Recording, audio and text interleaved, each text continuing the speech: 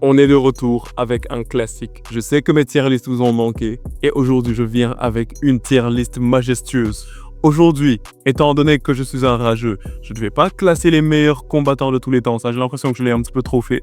Je ne vais pas classer les meilleurs champions de tous les temps, mais je vais classer les pires champions de l'histoire de l'UFC. Ces combattants qui ont vraiment terni la ceinture carrément. Yo tout le monde, ici Aliou de la zone et comme je viens de te le dire, du coup aujourd'hui on va vraiment faire une tier list des pires champions de l'histoire de l'UFC. Avant d'aller plus loin, je vais te présenter la tier list directement.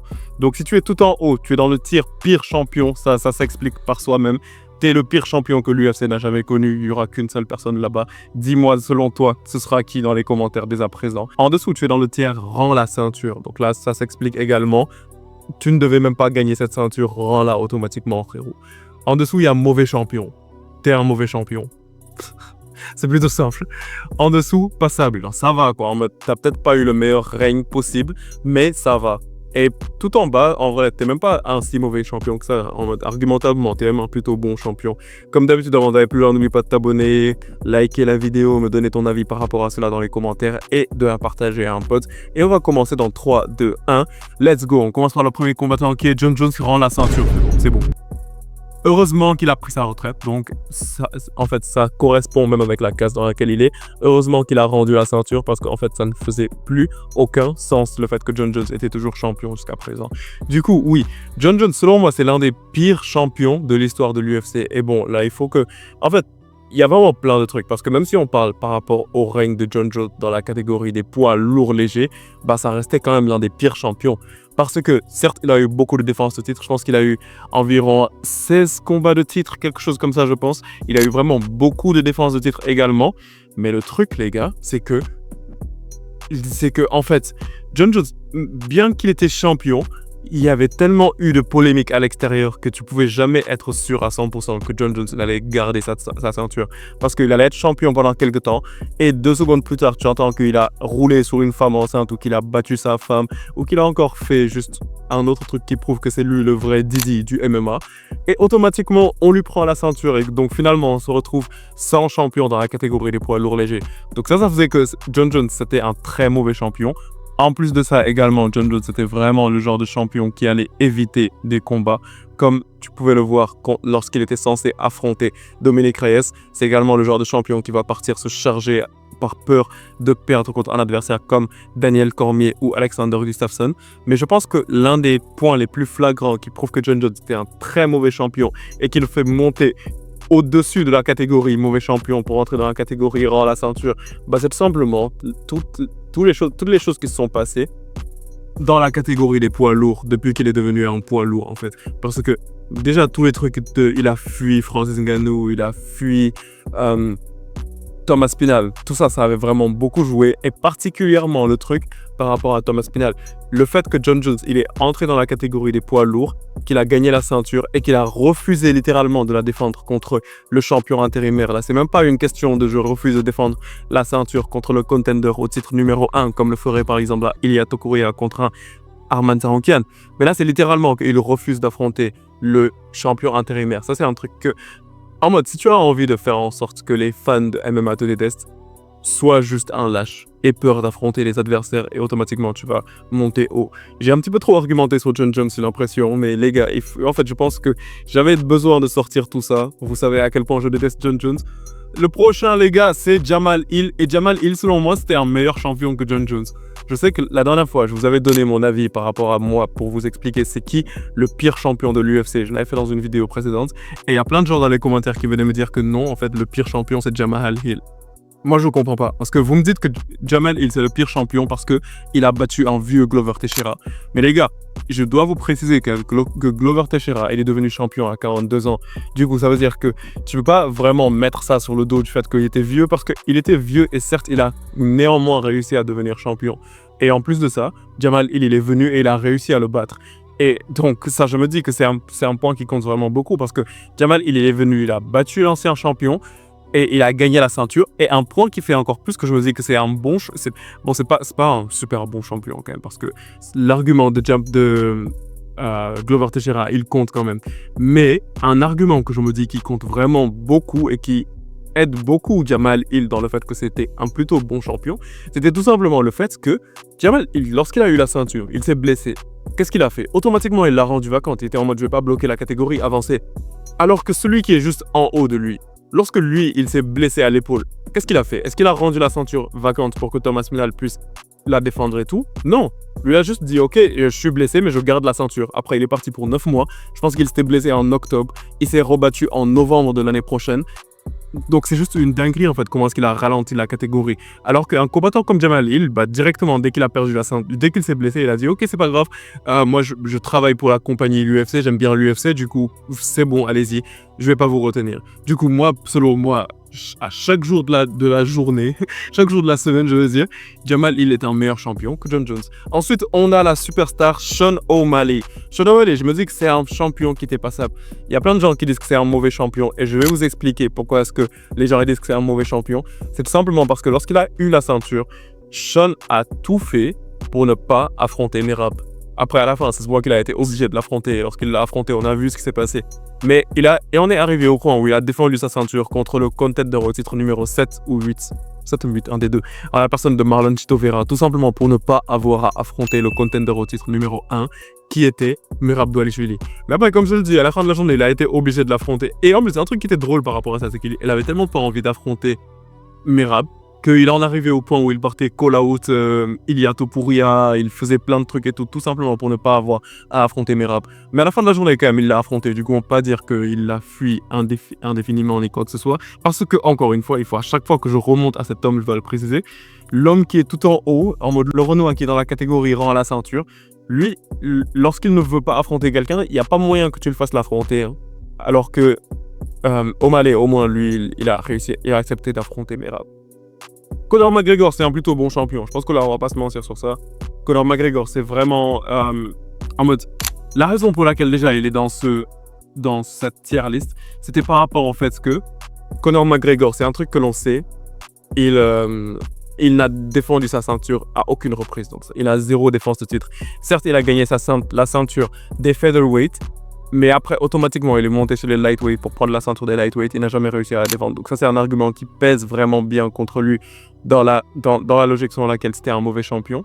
Mais je me dis que Conor, un truc qui était bien par rapport à lui quand même, malgré tout, c'était le fait que c'était vraiment un BMF. Quoi, parce qu'il était prêt à affronter n'importe qui dans n'importe quelle catégorie. Comme le fait de monter en welterweight pour aller affronter un Nate Diaz, ce qui fait littéralement aucun sens. Le fait de partir...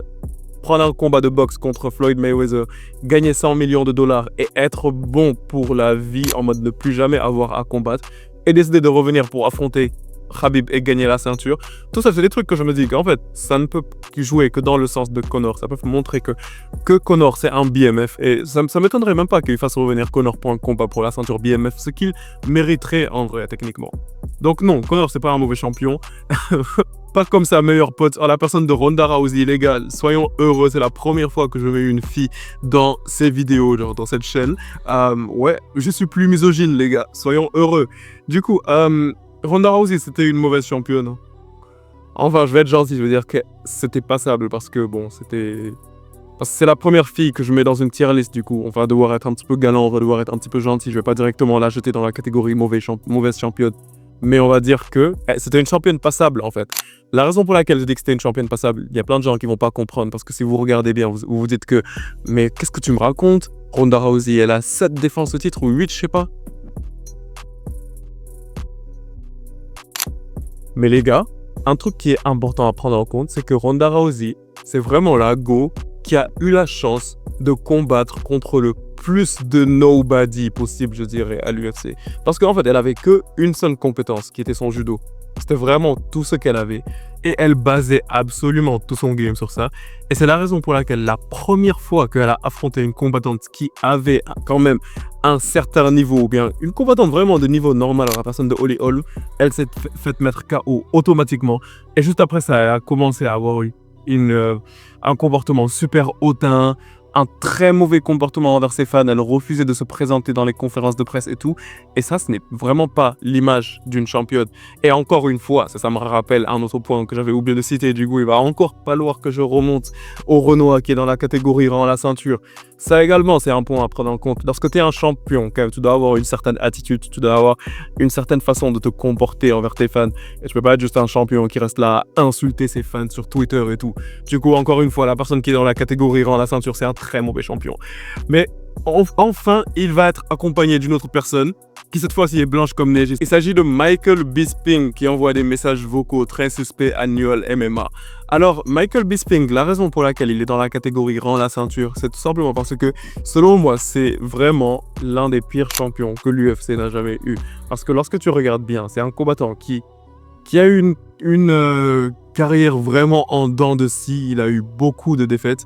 Argumentablement, même moi je dirais qu'il a perdu contre Anderson Silva, il a perdu contre Dan Henderson, il a perdu également contre Wanderlei Silva. Il a eu vraiment beaucoup de défaites. Il a eu un title shot vraiment par chance ultime. Et dès qu'il a eu ce title shot, il a réussi à mettre KO Luke Rockhold, ce qui est un truc que personne ne s'y attendait. Même lui, lorsque tu vois comment il célébrait après, tu peux comprendre que c'est même pas un truc que lui également, il espérait. Mais il a réussi en tout cas à mettre KO Luke Rockhold. Et une fois que ça s'est fait, certes quand même, on va pas se mentir, il a réussi à défendre sa ceinture une fois. Mais après ça, automatiquement, il gardait la ceinture tout simplement pour pouvoir avoir un money fight contre Georges Saint-Pierre. Money fight qu'il a eu, mais tu t'attendais à quoi? Bien évidemment, Georges Saint-Pierre est venu et il lui a mis un rear naked choke rapidement. Et il a réussi à en terminer avec lui facilement, quoi. Du coup, oui, selon moi, Michael Bisping, c'était vraiment pas un bon champion. C'était littéralement top 3 des pires champions de l'histoire de l'UFC. Et c'est normal en fait. Et le prochain combattant dont on va parler, il est encore en rapport avec le GOAT Georges Saint-Pierre. Et cette fois-ci, c'est Matt Serra. Matt Serra également, c'est l'un des pires champions de l'histoire de l'UFC. Matt Serra, toute sa carrière n'a été basée que sur une victoire par chance sur Kamaru Usman. Qu'est-ce que je suis en train de raconter? Mais ça en fait, ça vient de me faire me rendre compte qu'il y a un autre champion qui était plutôt désastreux que je n'ai pas mis dans cette liste. Mais après, je pense quand même qu'il était quand même meilleur que ces autres champions dont je viens de parler. Du coup, je vais pas dire le nom du champion auquel je viens de penser. Je pense que tu as capté directement de qui je suis en train de parler. Du coup, pour le référencement, dis-moi son nom dans les commentaires. Mais en tout cas, Matt Serra, la raison pour laquelle, selon moi, c'est vraiment l'un des pires champions de l'histoire de l'UFC, les gars. Si vous le connaissez pas, je me ferais vraiment un plaisir de vous expliquer c'est quoi l'histoire de Matt Serra. Bah, c'est tout simplement un combattant qui s'est fait sous-estimer de fou par Georges Saint-Pierre. Parce que lorsque je te dis que Georges Saint-Pierre, c'est le genre de combattant qu'à chaque fois, tu l'entends dire dans les interviews, qu'à chaque fois avant un combat, qu'il tremblait, qu'il avait peur, qu'il n'arrivait pas à dormir et tout. Mais il avait dit que lors de son combat contre Matt Serra, c'était vraiment la première fois de sa vie qu'il n'avait absolument pas peur, genre qu'il se sentait vraiment bien pendant la préparation du combat, genre qu'il n'avait absolument aucune peur et qu'il savait que c'est un combat qui se passerait facilement parce que Matt Serra n'avait absolument aucune raison d'être dans l'octogone contre Georges Saint-Pierre à cette heure-là. Du coup, Georges, il se disait que ce serait juste une nuit facile, mais un truc qui est très choquant, c'est que l'UFC, en fait, j'ai tendance à le dire, mais c'est un humain contre un humain, donc il peut tout se passer, et ce qu'il devait se passer, s'est passé. Matt Serra a mis KO Georges Saint-Pierre, donc c'était un truc qui était totalement choquant. Et oui, donc Matt Serra a mis KO Georges Saint-Pierre. Georges Saint-Pierre, il n'avait absolument pas compris. Mais bon, la logique est revenue après. Matt Serra n'a jamais réussi à défendre sa ceinture. Automatiquement, il a eu un rematch contre Georges Saint-Pierre qu'il a mis KO très brutalement. Du coup, oui, Matt Serra, c'était l'un des pires champions parce que, tout simplement, parce qu'il n'avait pas le calibre d'un champion de l'UFC. Il n'était pas contender numéro 1 ni quoi que ce soit. Il n'avait juste pas le calibre pour être champion à l'UFC. Ensuite, le prochain combattant dont on va parler, c'est Aljamain Sterling. Selon moi, c'était un champion qui était plutôt passable. Du coup, il va aller à côté de son pote Sean O'Malley. La raison pour laquelle les gens ils détestent vraiment Aljamain Sterling et tout, c'est à cause de la façon dont il est devenu champion. Parce que l'UFC avait un champion très divertissant, en la personne de Petr Yan, tu vois, Petr Yan. Maintenant, Petr Yan, le truc, c'est que c'était un combattant qui était très apprécié par les fans parce que il avait un style de combat très divertissant et juste il était appréciable, tu vois.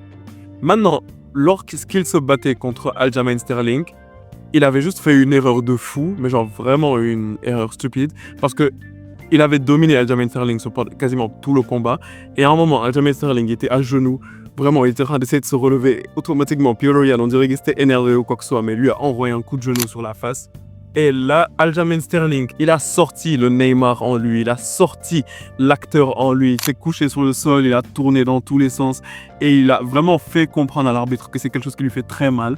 Et ouais, du coup, l'arbitre a disqualifié Piotr Yan et il a donné la ceinture à Aljamain Sterling. Ça, c'est un truc qui a fait que les fans ont détesté Aljamain Sterling à un point tellement élevé. Ce qui fait que même lorsqu'il se battait dans sa ville d'origine, les fans le huaient carrément. Et du coup, c'est la raison pour laquelle, en fait, Aljamain Sterling, il y a plein de gens qui le détestent. Mais moi, je me dis que malgré tout, il a quand même réussi à gagner le rematch contre Piotr Yan, quoi. Et après, il a enchaîné 2 défenses de titre solides. Du coup, moi, je me dis quand même qu'il mérite d'être plus haut quand même. Genre, les gens, ils vont pas directement dire que c'est un horrible champion, genre que c'est le pire champion. Il y a littéralement des gens qui disent que Sterling, c'est le pire champion. Et moi, je me dis qu'il n'y a pas de logique derrière ça, en fait.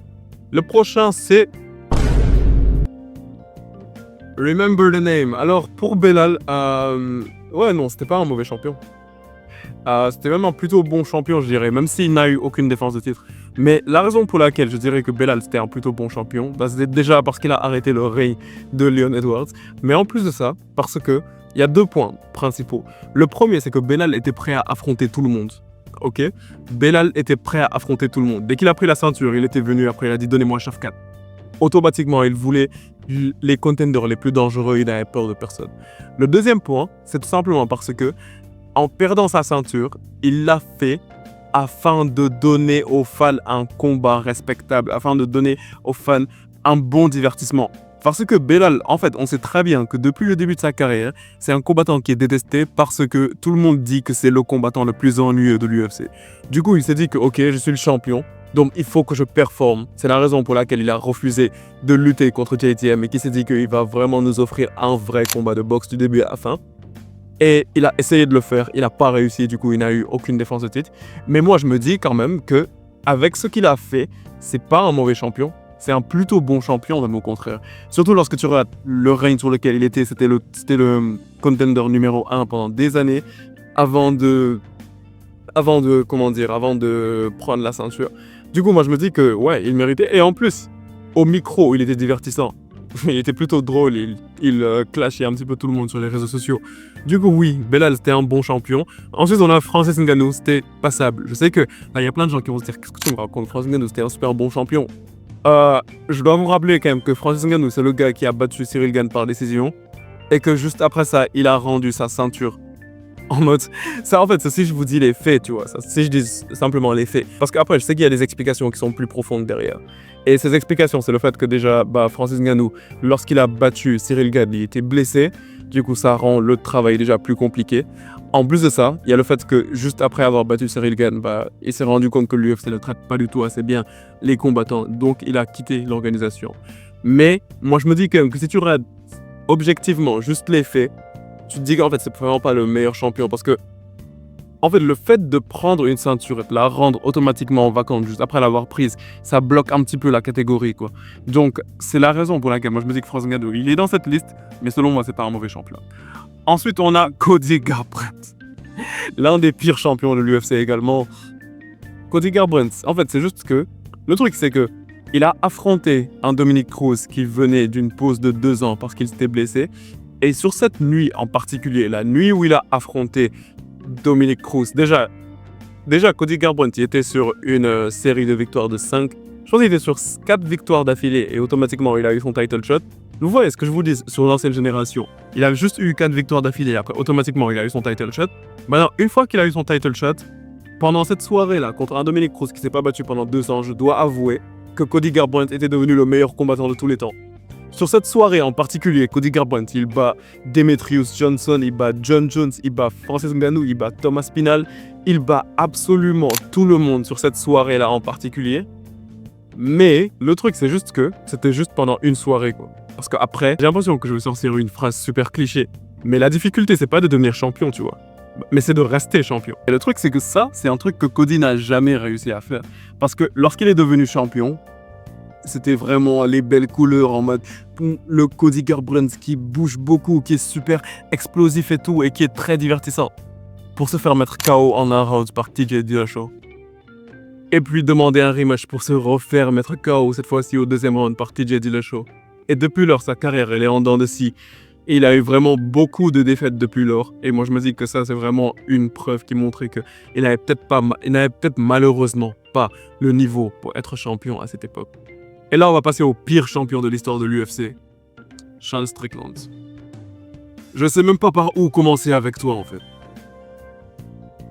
Sean Strickland n'a eu aucune défense de titre dans sa carrière, déjà. Ça, c'est un truc intéressant à prendre en compte. Mais ce n'est pas le seul à avoir eu 0 défense de titre. Du coup, s'il n'avait que 0 défense de titre, honnêtement, il aurait pu être dans passable, il aurait pu être dans mauvais champion, il aurait pu être même en plutôt bon champion. Parce qu'il y a des bons champions qui n'ont eu aucune défense de titre, comme Conor McGregor ou Belal Mohamed. Mais Sean Strickland, c'est le combattant qui a un petit peu tout rassemblé, quoi, si tu regardes bien. Parce que déjà, il a eu aucune défense de titre. En plus de ça, il ne méritait absolument pas son title shot. Il était classé 7e de la catégorie des poids moyens avant d'obtenir son title shot. Lorsqu'il a obtenu son title shot, il a battu Adesanya par décision. Je dois préciser parce que c'était pas... Il y a des gens qui sont en train de parler comme si Sean Strickland il est venu, il a mis KO Adesanya en un round, quoi que ce soit. Il a battu Adesanya par décision. Après avoir fait ça, il a commencé à vraiment parler, à trash talk tout le monde, à parler comme si c'était le meilleur combattant de tous les temps. Comme s'il pourrait mettre KO absolument tout le monde. Après, automatiquement, il affronte Dricus du Plessis et il fuit littéralement pendant tout le combat. il fait en sorte de se défendre le plus possible. Il se protège pendant quasiment tout le combat. Après, bien évidemment, il perd ce combat. Après, il fait un combat rapide contre Paulo Costa qu'il gagne. Et lorsqu'il affronte Dricus du Plessis à nouveau, il fuit encore à nouveau pendant tout le combat. Et lorsque je vous dis qu'il fuit, vous pouvez checker les statistiques. Pendant plus de, je pense, j'ai oublié la statistique en particulier, mais je pense que c'était pendant plus de 75% du combat. C'était Dricus du Plessis qui lui avançait dessus. Et là, je parle pour le premier combat. Et Sean Strickland qui était en train de reculer. Du coup, je me souviens qu'il y a même plein de gens qui disaient que ce combat était ennuyeux à cause de Dricus du Plessis parce qu'il a un style bizarre et tout. Mais en fait, je sais pas comment est-ce que vous pouvez critiquer Dricus du Plessis dans ce cas, alors que c'est Sean Strickland qui faisait que reculer pendant tout le combat. Sean Strickland, je dois vous donner une de ses qualités. Je vais vous avouer juste un seul de ses trucs. Il a la meilleure boxe défensive de l'UFC. C'est tout. Il a vraiment la meilleure boxe défensive de l'UFC, mais à part ça, c'est vraiment l'un des combattants les plus surcotés que j'ai vu de ma vie. C'est un pire champion que Michael Bisping qui au moins a déjà réussi à défendre sa ceinture. C'est un pire champion que Jamal Hill qui au moins lui il a mis KO Glover Teixeira avant de rendre sa ceinture vacante. Lui c'est juste un gars qui était là à parler en fait. J'ai l'impression que c'est juste quelqu'un qui voulait garder la ceinture en attendant que Dricus du Plessis vienne. Mais en tout cas les gars, ça c'était mon avis par rapport au pire champion de l'histoire de l'UFC. Je suis curieux de connaître votre avis par rapport à cela dans les commentaires. N'oubliez pas non plus de vous abonner à la zone et de partager cette vidéo à un fan de l'UFC. Et on se capte très bientôt pour une prochaine vidéo la famille. Peace out. Are you a gay man? I'm an ally of the community. Okay. If you had a son and he was like, you had a son he was gay, you'd be like, oh man, you don't want a grandkid? No problem with it. Oh man, well dude, you're a weak fucking man, dude. You're part of the fucking problem. You elected Justin Trudeau. Like when he sees the bank accounts, like you're just fucking pathetic.